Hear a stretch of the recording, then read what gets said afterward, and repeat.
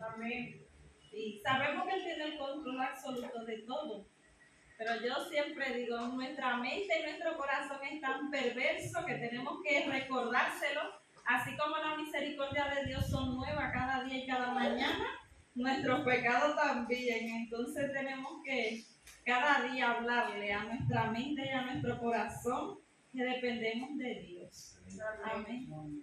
Así que oramos, Señor Padre Todopoderoso, te alabamos en esta noche y siempre, porque reconocemos que hemos sido creados para alabarte y exaltarte, porque tú eres este Dios todopoderoso, Señor, que no hay nadie por encima de ti. Tú eres el que gobierna y por eso te damos gracias. Aquí estamos con los corazones dispuestos a recibir lo que tú tienes para cada uno de nosotros en el día de hoy. Sé tú, Señor, poniendo la palabra en mi boca y sé tú, Señor, dándonos dirección y corrigiéndonos a través de ella. Te damos gracias, Señor, porque tú eres el que da el entendimiento y la sabiduría. En el nombre de Jesús, Señor. Pues vamos a ir a Isaías 44, del 1 al 8. Y aquí podemos encontrarnos con una promesa, ¿no? Del Señor para su pueblo Israel.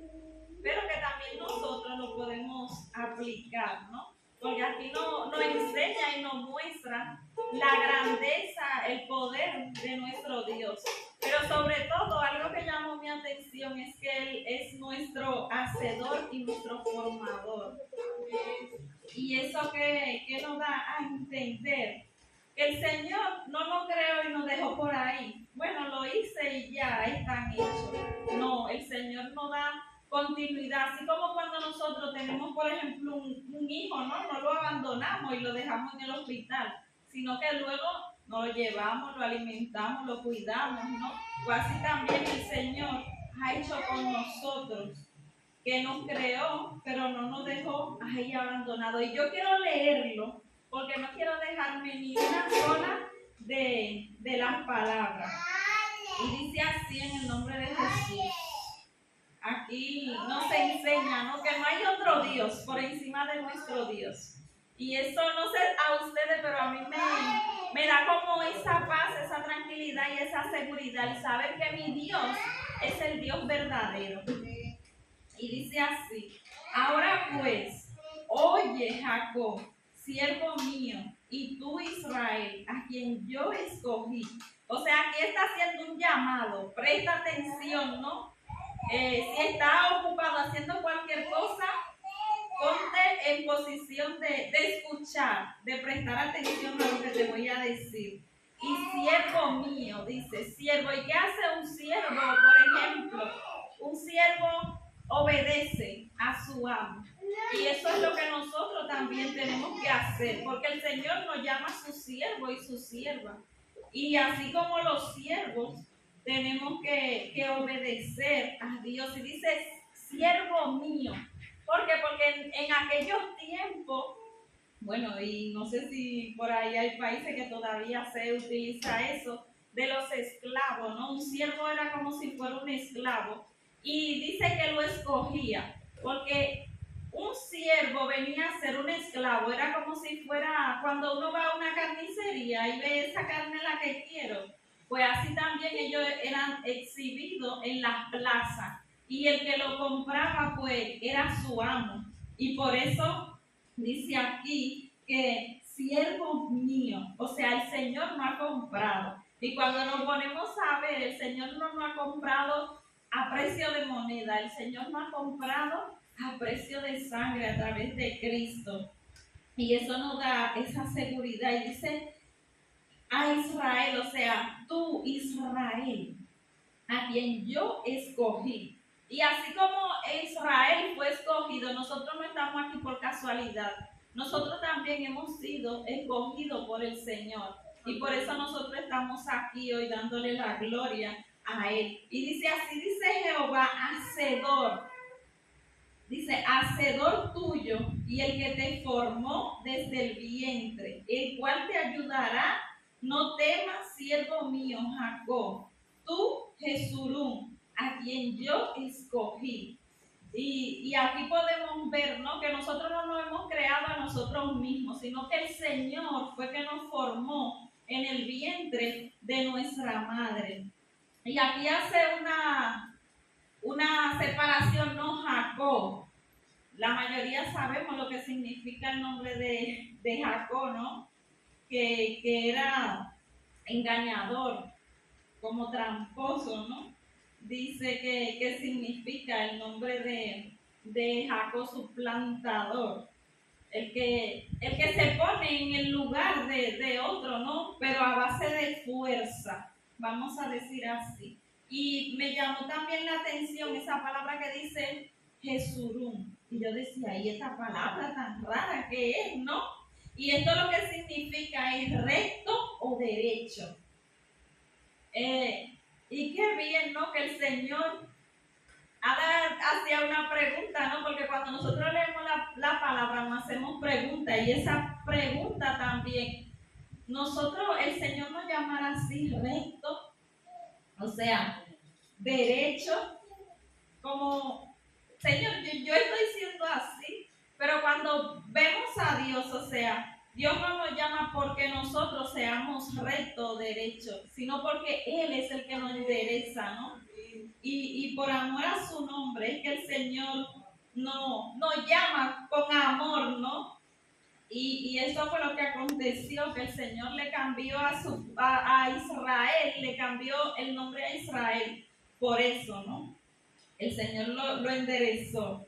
Y es un nombre que, como de honor, el Señor, es como que el Señor te coge de la vileza, ¿no?, de ahí abajo, y te levanta y te exalta. Es lo que yo puedo ver a través de esto, ¿no? Y dice que Él es nuestro hacedor. Y esta palabra de hacedor, ¿no?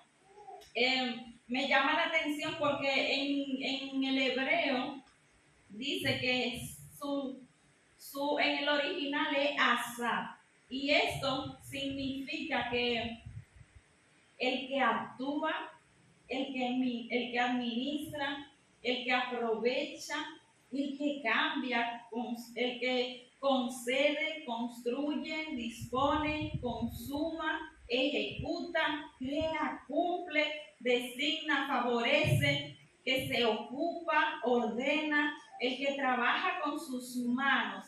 Y yo decía, wow, no, nuestro Dios es que no para, porque ¿cómo puede hacer tantas cosas? Y es porque nuestro Dios no duerme, Él siempre está activo. Nosotros podemos dormir, descansar y no nos enteramos de nada, pero mientras nosotros estamos dormidos, el Señor está actuando. Y lo que podemos ver aquí a través de esta palabra es que el pueblo de Israel muchas veces, ¿no?, cuando cometían pecado, ellos pensaban como que Dios es igual que nosotros, que el Señor se iba a olvidar de ellos. Y lo vemos a través de la palabra, que el Señor no es así. El Señor no nos creó y nos soltó ahí búsquense la vida. No, el Señor nos da dirección, y es lo que ha hecho a través de este pueblo de Israel. El Señor lo ha puesto, ¿no?, como modelo para que nosotros podamos ver la gracia, la misericordia, el amor, el cuidado, la fidelidad de Dios.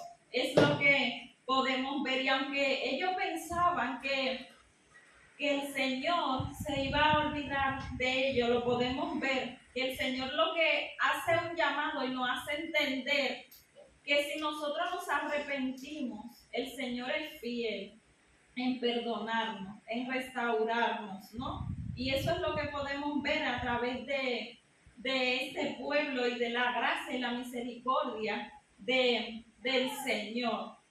Y dice que Él es nuestro hacedor. Y es, por ejemplo, el Señor como que cada día no nos va moldeando, así que como un alfarero moldea el barro.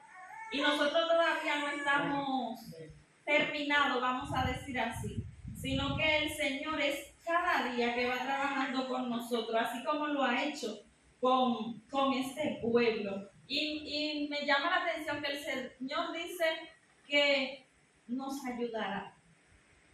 Es decir, que cuando el Señor dice, el cual te ayudará, Él está diciendo, tú no vas a estar solo. Tú puedes pasar por situaciones, por circunstancias, pero yo siempre estaré ahí contigo. Y eso le da a uno como esa seguridad, que no importa por lo que nosotros estemos pasando, Él es nuestro ayudador. Aunque estemos en el suelo, Él nos va a ayudar a levantarnos, ¿no? El Señor es nuestro ayudador. Y es lo que yo puedo ver aquí a través del pueblo de Israel, ¿no? Han tratado de hacerle 1100 cosas y todavía hasta ahora le quieren hacer mal. Pero el Señor es su ayudador, porque el Señor lo ha prometido y el Señor lo cumplirá. Y eso es lo que nosotros podemos ver a través de nuestro Dios, ¿no? El Señor cumple lo que dice. Y dice, porque yo derramaré agua sobre el sequedad y río sobre la tierra árida. Mi espíritu derramaré sobre tu generación y mi bendición sobre tu renuevo. Eso es promesa, ¿no? Aquí no habla del espíritu. ¿Y quién es el espíritu? Ese consolador, ese ayudador, esa parte de Dios, ¿no? Con nosotros, pero aquí el Señor le está prometiendo a su pueblo, ¿no? De que no solamente será con ellos, sino con su generación, los que vienen después. ¿Por qué? Porque a la generación que viene detrás le vamos a hablar de ese Dios. Y esa generación va a conocer a ese Dios y va a seguir, ¿no? De generación en generación. Por lo menos eso es lo que nosotros queremos, ¿no? Decirle a nuestros hijos, que nuestros hijos le digan a sus hijos y así sucesivamente. Que seamos parte de ese remanente que permanece fiel al Señor. Pero aquí estamos viendo que el Señor le está hablando a Israel para un futuro. Para un futuro. Y así también nosotros somos también, el Señor tiene un futuro para nosotros, porque nosotros somos ese pueblo escogido por Dios, ¿no? Ese real sacerdocio, esa que es lo que nosotros podemos ver aquí, que el Señor le estaba haciendo entender a su pueblo, de que así como el Señor tiene misericordia de Israel y lo ha guardado, también el Señor puede tener misericordia de los demás pueblos que se arrepienten y buscan del Señor, ¿no? Brotará entre hierba como sauce junto a las riberas de las aguas. Este dirá, yo soy Jehová. El otro se llamará del nombre de Jacob y otro escribirá su nombre a Jehová y se apellidará con el nombre de Israel. Esto podemos ver aquí, ¿no? Que se levantarán cuando vean el poder de ese Dios todopoderoso, pues se van a querer acercar a Él y decir, pues yo pertenezco a ese Dios también, ¿no? Cuando vean la grandeza de ese Dios, que dice que Él, o sea, no hay otro nombre sobre Él. Y es como, por ejemplo, yo leía eso y decía, pues así también, ¿no? Mucha gente cuando nos ven a nosotros, debemos de anhelar eso, que cuando nos vean, quieran decir, yo pertenezco a Cristo, ¿no? O yo quiero pertenecer a Cristo, así como tú perteneces a Cristo, que es lo que vemos aquí. Que cuando ellos vean la grandeza del Dios de Israel, van a anhelar, desear, decir que pertenecen a ese Dios. Que pertenecen a ese Dios. Así dice Jehová, Rey de Israel y su Redentor, Jehová de los ejércitos. Yo soy el primero y yo soy el postrero, y fuera de mí no hay Dios. ¿Y quién proclamará lo venidero? Lo declarará y lo pondrá en orden delante de mí, como hago yo desde que establecí el pueblo antiguo. Anúncienle lo que viene y lo que está por venir. No temáis, ni se os amedrantéis. No te lo hice oír desde antigüedad y te lo dije. Luego vosotros sois mis testigos. No hay Dios sino yo. No hay fuerte, no conozco ninguno. Y cuando leo esta palabra, me da tanta seguridad en ese Dios. Porque como dice aquí, ¿no? Israel tenía que ser ese testigo. Y un testigo es aquel que, no el que lo vean y vean a Dios.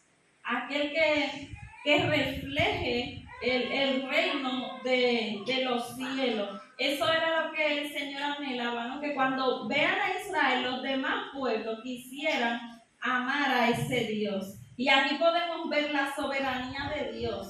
Podemos ver el poder, la eternidad de Dios, porque desde el principio y hasta el fin, ¿no? Aquí podemos ver que desde siempre y para siempre Él existe.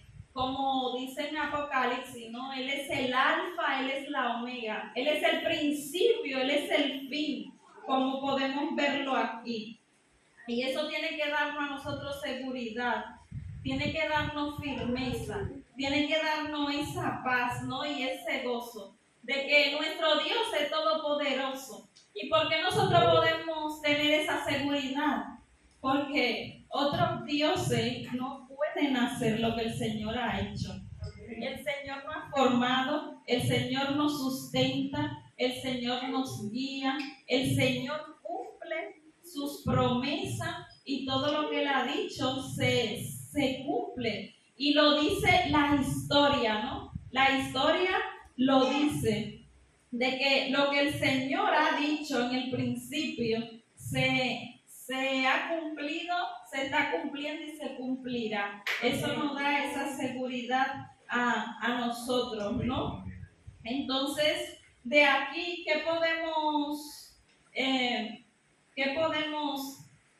con qué podemos quedarnos?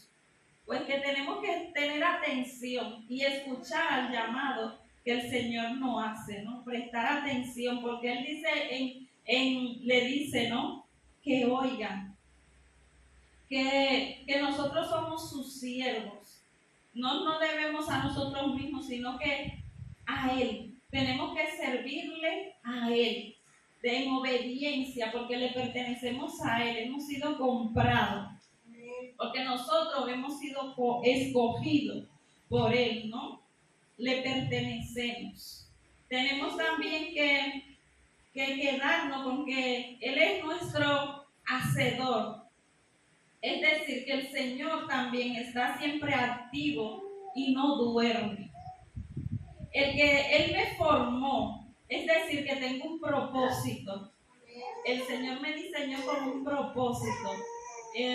No solamente físicamente el Señor me ha formado, sino que también no ha dado ese propósito de estar con Él eternamente a través de su Espíritu. Y dice que me ayuda.